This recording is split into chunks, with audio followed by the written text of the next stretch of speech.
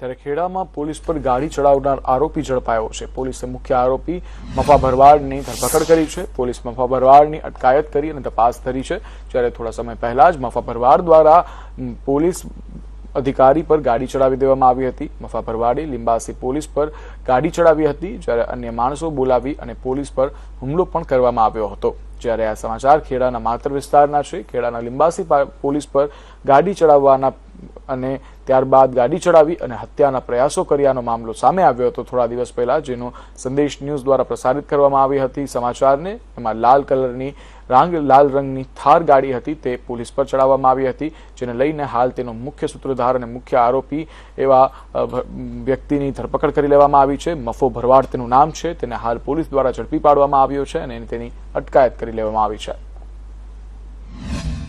Police ઉપર પોતાની car ચડાવવાની પ્રયત્ન કરેલો, જેની અંદર પોલીસ પોતાની કાયદેસરની ફરજ બજાવતી હતી, ટ્રાફિક ડાયવર્ઝનનું કામગીરી કરી રહી હતી। એ દરમિયાન જે વાલોતરી ગામનો મફત ભરવાડ છે એણે ગાડી પોલીસ ઉપર ચડાવવાનો પ્રયત્ન કરેલો। એ મુજબ IPC 307 અને અન્ય કલમ હેઠળ ગુનો દાખલ કરવામાં આવેલો। ત્યારબાદ આરોપીઓ ભાગી ગયેલા, જેમાંથી એક આરોપી જે ગોવિંદ મારવાડી છે એને પોલીસ દ્વારા ધરપકડ કરવામાં આવેલી અને બાકીના જે 5 આરોપીઓ છે એ પૈકીના 4 આરોપીઓની ધરપકડ આજે કરવામાં આવી છે।